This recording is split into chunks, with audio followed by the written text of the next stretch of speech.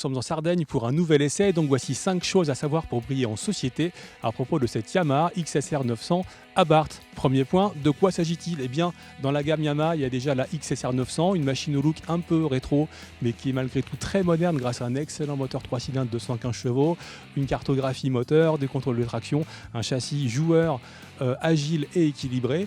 Et c'est sur cette excellente base que Yamaha a donc décidé de développer une série limitée, la XSR 900 Abarth, qui sera proposée dans le monde entier à 695 exemplaires.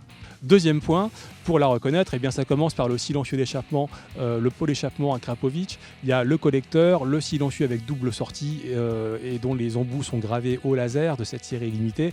Et puis un catalyseur qui est amovible si on veut éventuellement prendre cette machine pour un usage sur circuit. Troisième point et modification très importante de cette moto, c'est l'ergonomie avec un guidon qui n'a rien à voir avec le guidon plat du Roadster d'origine. Là, on est sur un guidon très cintré, presque des bracelets avec une courbure un peu façon cyclorameur au niveau des têtes de fourche. Ça change assez sensiblement la perception et la préhension qu'on a de cette moto. On en parlera plus en détail dans l'essai. Quatrième point, eh bien, c'est simplement l'habillage. On a tête de fourche et arrière de selle qui vient couvrir le petit feuron à LED en carbone. C'est plutôt saillant. On a une peinture grise et rouge qu'on retrouve sur la gamme des voitures Abarth. Et puis on a un petit capotage de réservoir en plastique avec des logos Abarth. Voici effectivement les points distinctifs ainsi que bien entendu qu'une plaque numérotée sur le numéro de la série de ces 695 exemplaires de Yamaha XSR Abarth Replica. Cinquième point, c'est une série limitée en partenariat. Donc Abarth lui aussi a fait sa voiture commémorative de la Yamaha XSR 695 Abarth Replica.